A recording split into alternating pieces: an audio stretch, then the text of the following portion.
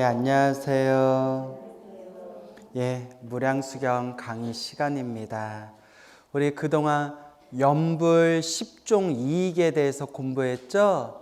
연불에 10가지 이익이 있다. 어떻게 노트에다 메모 잘 해 놓으셨어요? 다 외우셨어요? 못 외우셨어요? 예, 뭐 와준 것만 더 고맙다. 뭐 또 이래야 되나요? 그래도 이렇게 잘 무슨 뜻인가 그렇게 한 번씩 살펴보세요. 그래서 오늘 마지막 10번째죠. 입 정정취, 정정취에 들어간다. 적으셨어요? 입 정정취. 입이 들어갈 입자예요. 들어간다. 정이 무슨 정자일까요? 바를 정. 맞아요. 그 다음에 정이 두 번 나오죠. 두 번째 정은 무슨 정일까요? 예, 결정할 정. 어쩜 이렇게 잘하세요? 저 벌써 얘기했어요? 그랬구나. 어쩐지 이상하다 했네. 예습해 올 리는 없는데. 바를 정, 그 다음에 결정할 정, 취가 무리 취. 그래서 정취하면 결정된 무리라는 거예요. 어떤 무리? 결정된 무리. 근데 앞에 무슨 정자가 들어가요? 바를 정. 그러니까 바른 정취. 바르게 결정된 무리. 어렵지 않죠? 바르게 결정된 무리. 깨달음을 얻는 것이 결정된 중생들이란 뜻이에요. 그래서 바르게 결정된 무리들. 그래서 뭐가 결정됐다? 깨달음이 결정됐다. 그래서 한번 따라해 보세요. 삼정취. 예, 자꾸 이렇게 메모하셔야 돼요. 삼정취. 정취가 결정되다 정. 무리취. 결정된 무리가 몇 가지가 있다? 세 가지가 있다. 네 가지? 3이라고 했잖아요. 알겠죠? 그래서 삼정취. 그래서 첫 번째, 두 번째, 세 번째 세 가지가 있는데, 자, 첫째가 따라해 보세요. 정정취. 예, 우리 앞에서 배운 거. 정이 나왔으니까 이제 뭐가 나와야 되겠어요? 자, 따라해 보세요. 사정취. 예, 사자가 무슨 사자겠어요? 삿될 사. 바를 정자의 반대말. 삿될 사. 그 다음에 세 번째가 부정취. 예, 안이불. 안이불. 그래서 부정취. 그래서 여러분, 우리가 안이불이라고 써놓고요. 한글에서 우리 조상님들이 불, 안이불. 불이라는 글자 뒤에 디귿이나 지읒이 들어가면 부로 발음했어요. 알겠죠? 그래서 안이 불자에 움직일 동자가 붙으면 불동이라고 안 하고 뭐라고 했어요? 부동. 알겠죠? 이런 것도 말해줘야 되나요? 그 다음에 안이 불자에 결정할 정자가 들어가면 불정 아니라고 하지 않고 뭐라고 해요? 부정. 그래서 뭐하고 뭐가 들어가면 불이라고 발음 안 하고 부라고 발음한다? 예, 디귿이랑 지읒. 알겠죠? 그리고 또 어떤 분이 질문을 하던데 우리가 석가모니불라고 쓰죠. 석가모니불. 그런데 발음할 때는 석가모니불라고 안 하고 서가모니불라고 해요. 그렇죠? 근데 원래는 석가가 맞아요. 산스크리트어로 샤가거든요. 그래서 석가가 많은데 우리 옛날부터 그 스님들 전통이 서가모니불이라고 했어요. 그러면 센 발음을 안 하는 거예요. 알겠죠? 그래서 석가모니불, 석가모니불이 맞기는 맞는데 옛날부터 언제부터인지 모르겠는데 우리 절집에서 센 발음을 피해서 뭐라고 발음했다? 서가모니불. 그래서 쓰기는 석가라고 쓰고 발음하기는 서가모니불. 대표적인 게 우리 시방 3세 할 때, 그죠? 시방에 시가 뭐예요, 원래? 10이에요. 10, 열십자. 네, 시방 한번 해보세요. 뭐 같아요? 욕 같죠? 얘라이 시방 뭐 이러면은. 그래서 이런 센 발음을 피하려고 뭐라고 발음한 거예요? 시방 3세, 시방. 이렇게 센 발음을 피하는 그런 전통이 있었대요. 알겠습니까? 그래서 그렇게 이제 알아두시면 되겠어요. 그래서 삼정취, 세 가지 결정된 무리. 첫 번째가 정정취, 바르게 결정된 무리. 바르게 결정된 무리면 무엇을 얻는 것이 결정된 존재들이다? 깨달음을 얻는 것이 결정된, 그러니까 바른 깨달음을 얻는 것이 결정된 무리다. 그러니까 깨달음을 딱 보장받은 거예요. 너는 이제 깨닫는다. 도장이 딱 찍힌 거예요. 그걸 무슨 취라고 한다? 정정취. 바를 정자. 반대말이 뭐라고 한다고 했어요? 사정취. 삿될 사자. 삿된 것이 결정된 무리. 아주 흉악한 사람들, 아주 못된 중생들, 죽어서 지옥에 떨어지는 게 결정된 무리들이에요. 죽어서 어디에 떨어지는 게? 지옥에 떨어질 정도로 흉악한 중생들을 사정취, 삿된 게 결정됐다는 거예요. 대표적인 게 사이비 종교. 그래서 사정취인가? 이 사이비 종교, 사이비 교주들, 그러니까 이제 삿된 종교, 삿된 가르침, 사람들을 괴롭히는 그런 사상을 가지고 있는 사람들 등등, 삿된 것이 결정된 무리들. 불교에서는 결정된 게 없다고 보지만 결국 자기 업대로 살아간대요. 그래서 불교는 이론적으로 결정된 건 없지만 중생을 보면 쉽게 변해요, 안 변해요? 쉽게 안 변해. 변하기야 변하겠지만 쉽게 안 변해. 사람이 쉽게 변하면 우리 벌써 다 성불했어요. 사람이 쉽게 안 변해요. 그렇죠. 우리가 항상 반성해야 돼요. 사람이 쉽게 변하질 않는구나. 그러면 스님, 어차피 사람이 쉽게 안 변하는데 뭐하러 수행합니까? 사람이 쉽게 변하지 않는데 뭐하러 수행합니까? 수행해도 쉽게 안 변하는데 수행까지 안 하면 어쩔로 그러냐? 무슨 말인지 알죠? 수행을 해도 쉽게 변해요, 안 변해요?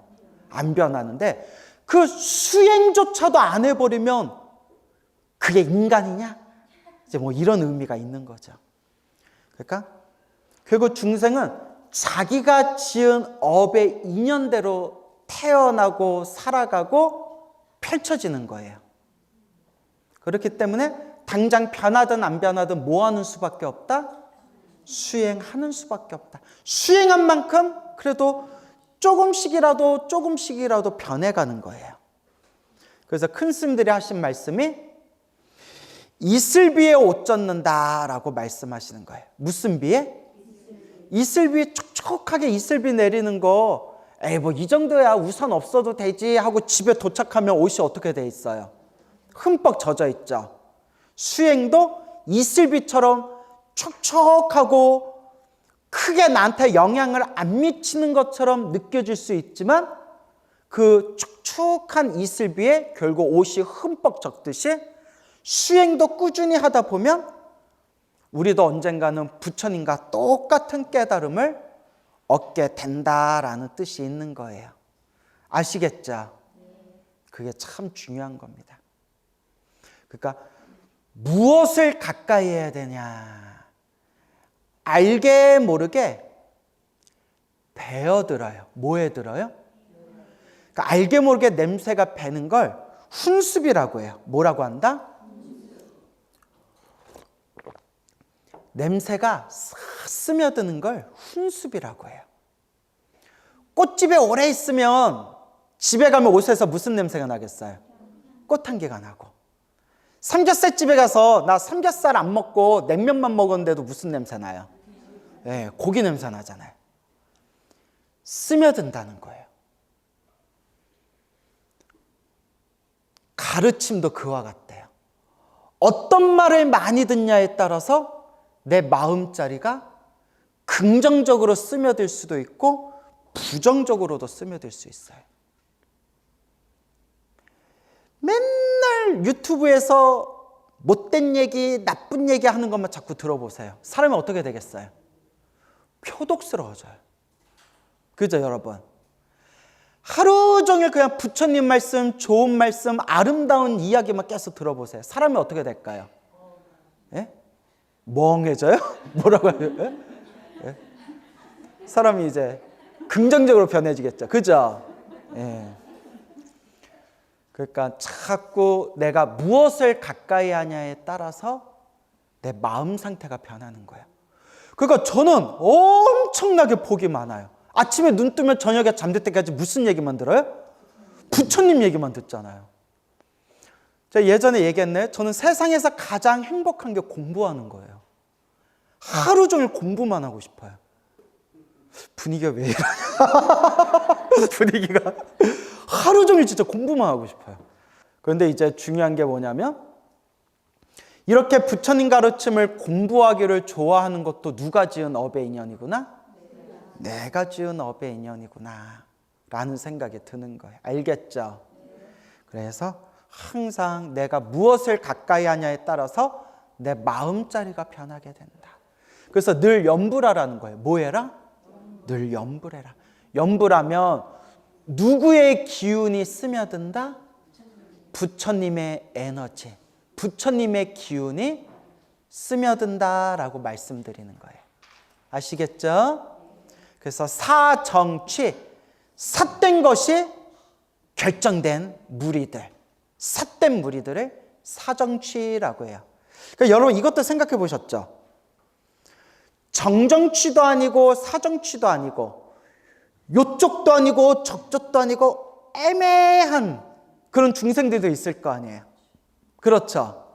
이걸 우리가 전문 용어로 아리까리라고 하죠. 아리, 까리, 일로 갈까 절로 갈까. 그래서 결정이 됐다 안 됐다, 아직 결정되지 않았다 해서 안입을 결정정, 결정되지 않은 무리를 부정취라고 해요. 그러니까 정정취로도 갈 수 있고 사정취로도 갈 수 있는 아직 업의 인연이 결정되지 않은 중생들이에요. 알겠죠? 그래서 깨달음이 결정된 중생을 무슨 취라고 한다?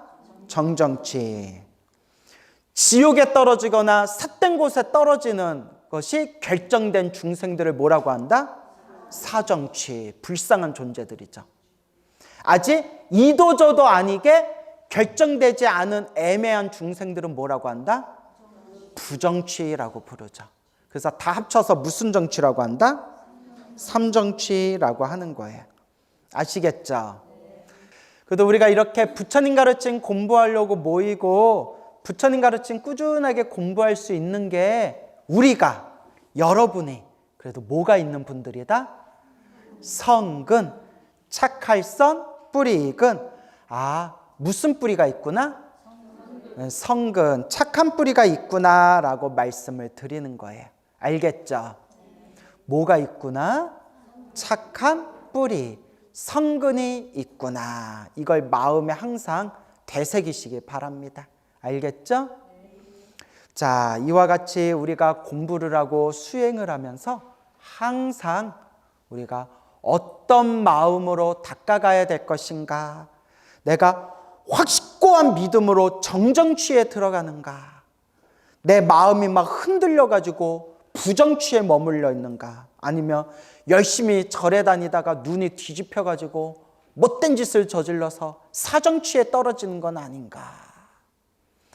그래서 부처님, 이 사바세계는 중생들이 살아가기에 너무나 괴롭고 수행하기에 너무나 힘든 곳입니다. 제가 반드시 위없는 완전한 깨달음을 얻을 수 있는 정정취에 들고자 하오니 제가 염불한 이 공덕으로 반드시 깨달음이 인연이 심어지고 더 나아가서 제 목숨이 다할 때 성불대학교 극락세계 왕생하여 지이다. 이렇게 마음으로 발언하는 겁니다. 알겠죠? 그래서 여러분들이 명심하셔야 되는 게 이 중생세계가 수행하기가 쉽다 어렵다? 엄청 어려워요. 어렵죠? 그래서 여러분 저는 참선하시는 분들을 엄청 존경해요. 명상하시는 분들 참 훌륭하다고 칭찬드리고 싶어요. 제가 늘 말씀드리죠. 부처님 팔만대장경 모든 가르침은 하나도 버릴 게 있다 없다? 없다. 참선도 훌륭하고 명상도 훌륭하고 다 훌륭한데 요 근래 옛날 옛적 큰 스님들 말고 요 현대사회에 참선해서 부처님처럼 완전히 깨달은 분이 있더라 없더라? 그러니까 뭐 없더라 하면 너무 좀 죄송하고 그 언제 나와? 아직 안 나왔으면 벌써 몇십 년이 지났는데 그 우리 60년, 70년 절에서 수행하셨던 큰 스님들도 직접 하신 말씀이에요. 내가 60년, 70년 동안 평생 절에 있었지만 참선해서 깨달으신 분을 봤다 못 봤다. 그래서 깊은 경지 가신 분은 있지만 깨달음을 얻은 분은 못 봤다. 여기서 말하는 깨달음이 깔짝깔짝거리는 깨달음 말고 탐욕과 성냄과 어리석음이 다 소멸한 부처님이나 부처님의 깨달음과 똑같은 깨달음을 얻은 분을 그런 완전한 깨달음을 말하는 거예요. 본 적이 없다는 거예요. 100여 년 전에 활동하셨던 100여 년 전에 활동하셨던 중국 불교의 아주 큰 스님이 계셨어요. 중국 불교의 아주 큰 스님이 계셨는데 100년 전에 그분이 쓰신 책에 뭐라고 나오냐면 큰 스님이신데 내가 평생 이 중국 대륙의 큰 스님들을 만나봤지만 참선을 해서 깊은 경지를 맛보신 분들은 봤지만 깨달음을 얻은 분은 못 봤다. 그러니까 뉘앙스를 잘 해석해야 돼. 알겠죠? 참선을 해서 효과가 없다는 게 아니라 깊은 경지를 맛보신 분은 내가 봤지만 뭐 하신 분은 못 봤다? 우리가 참선하는 게 깨달으려고 참선하는 건데 이게 참선이 잘못된 게 아니라 우리 중생의 업장과 번뇌와 망상이 그만큼 두껍다는 거예요. 참선이 잘못됐다는 게 아니라. 그래서 나온 게 부처님 경전에도 나오는 게 부처님이 멸도하시고 부처님이 열반에 드시고 오랜 시간이 지나서 말법 시대가 되면 자력 수행으로 자기 힘으로 공부하는 자력 수행으로 깨달음을 얻는 중생이 거의 사라질 것이다. 왜냐? 중생들의 번뇌망상이 너무 깊어진다는 거예요. 그래서 예전에는 참선하고 명상하면 깨달음을 얻는 수행자가 많았는데 말법 시대에 가면 참선하고 명상해서 깨달음을 얻는 자기 힘으로 스스로 깨달음을 얻는 중생이 수행자가 늘어날 것이다, 사라질 것이다? 사라질 것이다. 그러면 어떻게 해야 되느냐? 그런 시대가 오면 오직 경전에 나오는 거예요. 대집경이라는 경전에 나오는 말씀이에요. 오직 연불만이 구제받을 수 있다라는 내용이 나와요. 무엇만이? 연불만이 구제받을 수 있다. 그래서 여러분 이런 얘기하면 제가 구업을 짓는 것 같아서 너무 죄송스러운데 그래도 여러분들이 수행에 도움이 될까 해서 하는 말인데 우리 불교설화 같은 걸 보면요. 옛적 이야기, 옛날 이야기 이런 불교설화에 보면 뭐 참선 수행을 하거나 수행을 해서 큰 스님 소리 들었던 분들이 죽어서 소나 돼지로 태어나는 내용들이 은근히 많아요. 무섭죠? 수리수리 마수리 수수리 사바. 저도 이런 얘기해서 너무 제가 구업을 지을까 봐 무서운데 그래도 여러분들이 도움이 될까 봐 충격적인 얘기를 하는 거예요. 제가 지어낸 얘기가 아니에요. 수행을 해서 큰 스님 소리 듣던 분들이 죽어서 소나 돼지로 태어났다 이런 불교 설화가 은근히 많아요. 왜 소나 돼지로 태어났을까요? 겉으로는 큰 스님인 척 하면서, 겉으로는 자기가 수행이 깊은 척 하면서 실제로 올바르게 닦았다 안 닦았다, 올바르게 닦지를 않아서 사람을 속여도 인과는 못 속여요. 그래서 그 업보로 죽은 뒤에 어디로 태어났다? 축생계에 태어났다. 근데 여러분, 이게 남 얘기가 아니에요. 제 얘기예요. 어떡해. 난 또 본명도 광우잖아요. 다음 생에 어떡해. 비웃어요? 그러니까 이게 남 얘기가 아니에요. 우리 얘기예요. 그래서 이 말법 시대 업장을 소멸하고, 이 말법 시대에 내가 지은 업의 윤회 인과에서 구제받을 수 있고 해탈을 할 수 있는 가장 좋은 방법이 바로 무엇이다? 바로 염불법이라는 거예요. 알겠죠? 바로 염불법이다 라는 말씀이 나요. 또 오해하지 마세요. 참선도 좋다 안 좋다? 좋다. 훌륭한 수행법이에요. 명상도 좋다 안 좋다?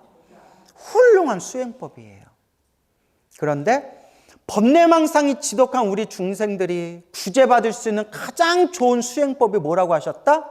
염불. 염불은 내 힘으로만 닦는 게 아니라 누구 힘까지 빌리는 거기 때문에, 불보살님의 가피를 받으면서 수행하기 때문에, 배를 탈 때 혼자 노를 저어가지고 바다를 건너는 게 아니라 순풍에 돛이 단듯, 아니면 엔진으로 배를 타고 가듯 그렇게 부처님의 힘을 빌려서 바다를 건널 수가 있다는 거예요. 그래서 염불해라 말씀드리는 거예요. 알겠죠? 그래서 예전에 우리가 공부할 때는 염불하는 사람을 우습게 봤거든요. 염불하는 사람을 가볍게 보고 우습게 보고, 아유 수준이 낮아가지고 참선은 안 하고 저렇게 염불하고 있구나, 그렇게 우리가 비웃었는데, 제가 공부하고 경전 공부하고 부처님 경전의 말씀에 근거를 두고 공부해 봤더니, 분명히 부처님이 경전에서 말법 시대 가장 좋은 수행이 무엇이다? 염불이다 라고 분명히 말씀하신 거예요. 알겠죠? 그러니까 간절하게 염불해서, 알겠죠? 벌써 5월이 왔어요. 몇 월이 왔어요? 5월. 그래서 5월 이러잖아요. 엊그저께, 와 여러분 새해가 왔어요. 시간이 손살같이 흐릅니다 한 게 엊그제 같은데 벌써 몇 월이에요? 5월이에요. 여러분, 정초기도 끝나자마자 부처님 오신 날이에요. 부처님 오신 날 끝나면요 바로 백중 와요. 백중 끝나면 바로 동지 와요. 동지 끝나면 뭐가 와요? 새해가 오는 거예요. 새해 때 또 정초기도 끝나면요 부처님 오신 날이에요. 부처님 오신 날 끝나면 바로 백중이에요. 백중 또 끝나면 바로 동지예요. 동지 또 끝나면 뭐가 와요? 이제 저승사자 오는 거예요. 이러다가 저승사자 오는 거예요. 광우야 가자. 왜 벌써 가요? 무슨 소리냐? 제 나이가 몇 살인데 왜 제가 벌써 따라가요? 너 벌써 80이 넘었어. 어느 세월에요? 하고 거울에 딱 봤더니 눈까짝할 사이에 내 나이가 80이 넘어 90이 되었구나. 눈까짝할 사이에. 이게 남 얘기가 아니라 우리 얘기예요. 큰 스님들이 늘 하시는 말씀. 아침에 일어나서 밥 먹고 화장실 갔다 오고 차 한 잔 마시고 거울을 봤더니 귓가에 하얀 풀잎이 자라있구나. 눈까짝할 사이에. 귓가에 하얀 풀잎이 뭘 뜻하는 거예요? 허연 흰머리를 뜻하는 거잖아요. 그죠 여러분? 그러니까 참 우리 노스님 중에, 어른 스님 중에 젊었을 적에 그 키 크고 풍채 좋고 잘생기기로 유명했던 스님이 있었어요. 아주 잘생겼던 스님이 계셨는데 정말 오랜만에 아주 오랜만에 그 노스님을 뵙고 인사를 딱 드렸는데 깜짝 놀랐어요. 얼굴에 검버섯이 확 피셨는데, 지금도 뭐 고우시지만 야, 그렇게 젊었을 때 인물 좋고 잘생기기로 유명했던 스님인데 어느새 저렇게 노스님이 되셔가지고 허리도 살짝 구부러지시고 발음도 좀 어눌해지시고 얼굴엔 검버섯이 저렇게 많이 피시고 아이고 저게 내 거울이구나, 내 모습이구나, 생로병사는 피할 수가 없구나. 근데 또 눈치 없이 스님 왜 이렇게 늙으셨어요? 이러면 돼요, 안 돼요? 안 돼요.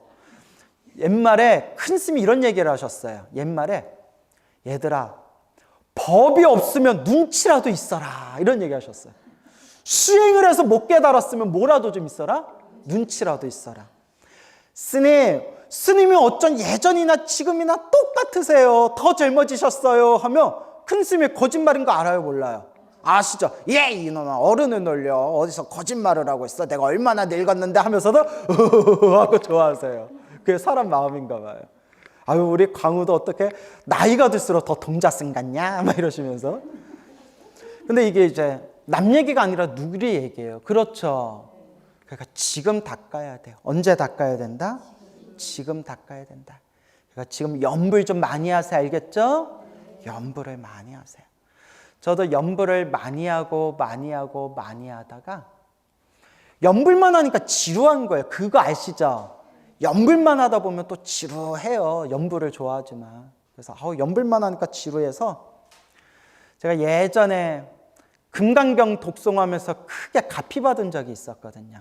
그래서 오랜만에 금강경을 외우면서 요새 금강경 기도를 하는데 희한하게 저는 금강경을 외우면 편안해요. 금강경과 무슨 깊은 인연이 있는지. 모든 기도를 좋아하고 이것저것 많이 해봤지만 어떤 기도가 더 낫다는 게 아니라 여러 기도를 해봤지만 제 개인적으로 저는 무슨 기도할 때 마음이 편안해지더라? 금강경 기도할 때 마음이 편안해져. 여시야문 하사오니 일시에 불이 제사위고 기수고 고도권 하사 여대 비구중 1250인가 구러시니 이렇게 다 읽다 보면 여기서 뭐 하사오니 하사러시니 이런 표현 나오죠? 이거 현토라고 해요. 현토. 그래서 여시야문 하사온 그냥 여시야문 하면 이와 같이 내가 들었습니다. 그런데 이렇게 한문으로만 읽다 보면 문장을 끊어치기가 힘들어요. 무슨 말인지 알죠? 그래서 여시야문 하사오니 일시에 불이 이렇게 현토란 걸 붙이면 여시야문 하사오니 하면 이와 같이 나는 들었사오니 무슨 말인지 알겠죠? 일시에 불이 하면 한때의 부처님이 이렇게 토를 달면 입으로 읽으면서 문장 단락을 끊어치면서 뜻을 음미하기가 쉬워요. 뭔 얘기인지 알죠? 예. 그래서 이거 왜 여시야문 일시불제 사이고 기수고 고도건 여대비구준 1250인구 이렇게 안 하고 왜 광우스님 왜 여시야문 하사오니 일시에 불이 왜 없는 걸 왜 붙이지? 이런 생각 들 수 있죠? 그래서 옛날 스님들이 이렇게 토라는 걸 붙였어요. 하사오니 모모에 모모하사 모모하여 이렇게 이제 토를 붙이면 금강경을 읽으면서 문장을 이렇게 끊으면서 음미할 수가 있는 거예요. 알겠죠? 그래서 이렇게 금강경을 외우다 보면 이상하게 좀 마음이 편안해지더라고요. 저희 아버지는 신묘장구다라니를 하면 그렇게 편안하시더래요. 그래서 신묘장구다라니를 많이 하셔서 저희 아버지도 신묘장구다라니를 엄청 가피 받으셨고, 저 아시는 저기 용인에 계신 그 비구니 주지스님은 크나큰 절집에 크나큰 그런 어떤 힘들고 어려운 고비가 왔을 때 눈앞이 깜깜했는데 법화경 기도를 천일기도 하셨대요. 그래서 법화경 기도를 천일기도를 간절히고 열심히 천일기도를 하는데 호련히 꿈에서 당신이 있는 사찰 계곡 사찰과 온 산에 화엄성중들이 빼곡하게 모여드는 꿈을 꿨대요. 그리고 그 기도하신 절이 완전 대박 나가지고 아주 용인에서도 손꼽히는 그런 아주 명찰로 거듭나고 있어요. 어느 절인지 눈치채신 분들 계시죠? 예, 제가 이렇게 법문 자주 가는 거. 그래서 이와 같이 신묘장구 다란이를 하건 금강경을 하건 법화경을 하건 능엄심주를 하건 반야심경을 하건 지장경을 하건 자기가 가장 마음이 가고 믿고 의지되는 경전 하나를 선택해서 꾸준히 외우고 사경하시면 돼요. 뭔 얘기인지 알죠? 스님 저는 그냥 관음기도가 좋아요. 그럼 그냥 관음기도 하시면 돼요. 스님 저는 지장기도가 좋아요. 그럼 그냥 지장기도 하시면 돼요. 스님 저는 신묘장구 다란이가 좋아요. 저는 금강경이 좋아요. 저는 법화경이 좋아요. 저는 지장경이 좋아요. 그러면 그냥 하시면 돼요. 어떤 기도를 하든 핵심은 무엇이다? 간절하게 정성스럽게 하나로 다 에너지가 하나로 통하게 된다라는 걸 명심하시기 바랍니다. 알겠죠? 그래서 벌써 5월이에요. 몇 월? 5월.